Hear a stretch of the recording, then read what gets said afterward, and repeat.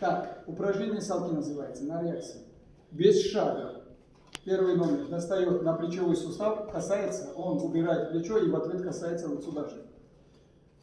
Его задача коснуться и уйти так, чтобы он в ответ не коснулся. А его задача, чтобы он не коснулся, а в ответ он коснулся.